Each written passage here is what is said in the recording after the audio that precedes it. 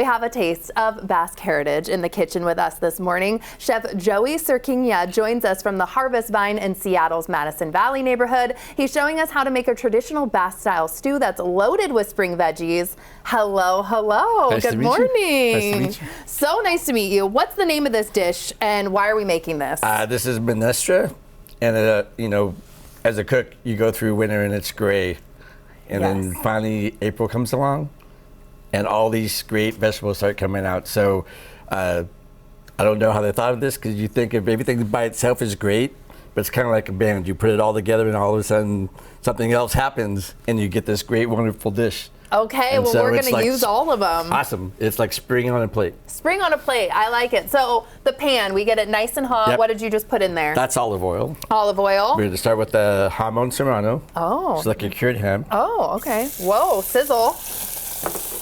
And what we're doing is we're crisping up the ham, but we also want to flavor the oil, so it flavors all the next ingredients. So then go ahead and put in the artichokes. The artichokes. All of this, too, you're really big on fresh ingredients, right? Local? Right. All of this is local. You had Frank on yesterday, and all these vegetables are actually came from them. That's so awesome. So go ahead and put the onions in. Okay, a little onion. Those are spring onions. Yum. And the flavor's already with that meat. I can smell it. Okay, we're going to keep going. Carrots. This guy, carrots, a lot of different colored carrots. Do you like that, using those? Yeah, you know, we normally like to use peas in this dish, but peas aren't quite ready. So like maybe in a couple of weeks we'll do the peas instead of the carrots. So you can mix and match a little bit with what's in season. You want 4 vegetables. Okay. And then other than that, it's just like, go with the season. As the season changes, you change with it. Thick asparagus. Okay, no little thin asparagus here. And those are fava beans. Yum. Oh, yum, yum, yum. Okay, gotta put every last drop in there. And then I would put a little bit of sliced garlic. Okay, sliced fresh garlic. Again, we're not using anything from the can. Nope.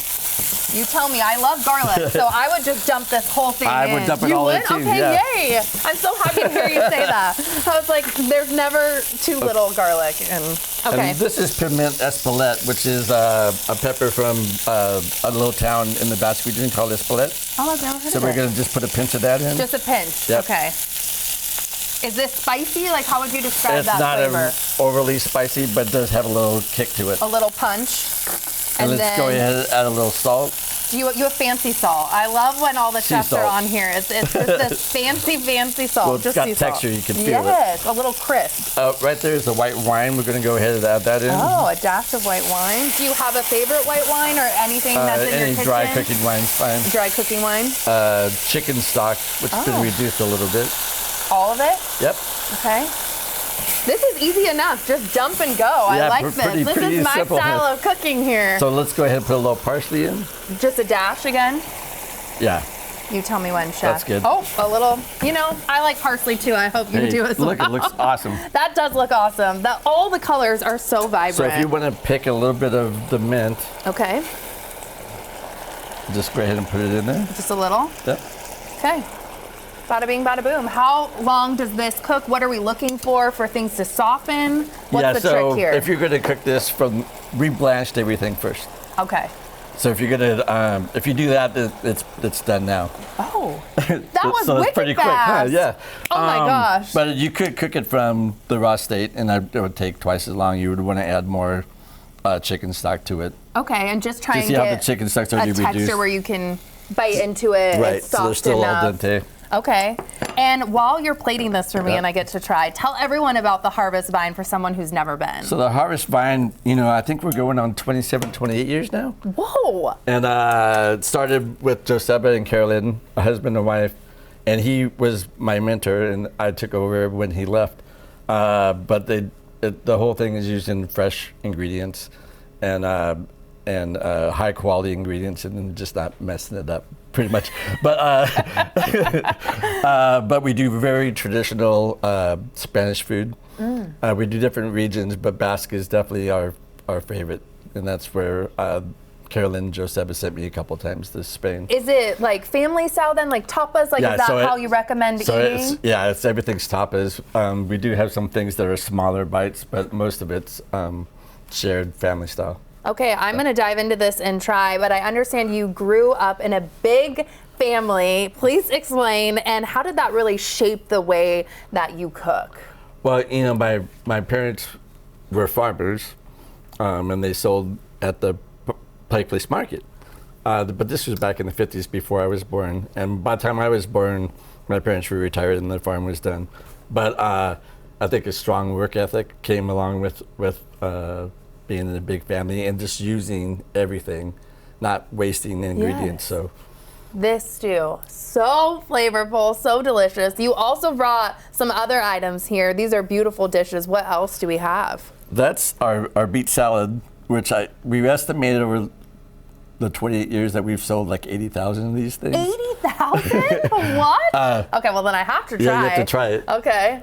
But it's thinly sliced yellow and red beets I'm in with for lots that. of sherry vinegar, high quality olive oil, garlic, parsley.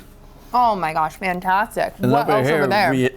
So this is a pincho. Instead of tapas in the Basque region, they do pinchos, which are smaller bites, usually on a piece of bread or like a toothpick. Pincho actually means thorn, so that's why the toothpick, the skewer. And that pincho is called Gilda, and it was these two brothers were fascinated with Rita Hayworth, and she was this movie star, and she starred in this movie called Gilda. And so it was named after her because they thought she was a little spicy, a little dirty, and a little salty. Oh gosh, what a way to describe someone. What drew you to this kind of cuisine? Well, my father's Filipino, and when in the 90s I went to the Philippines and I realized how Spanish the Philippines, Spain occupied the Philippines for a while, so very influenced food, architecture, even the language is very Spanish. And so I started thinking more about Spanish cuisine, and then I got into flamenco music. Gypsy Kings came out in the 90s, and then so I started trying to learn that style of guitar. And then I met Joseba, who was working at the harvest, working at the Spanish table, and he kind of took me in and mentored me. And then when he opened the Harvest Vine, I went over and started cooking there. And then the rest is history. Yep. What are some other must-tries at Harvest Vine?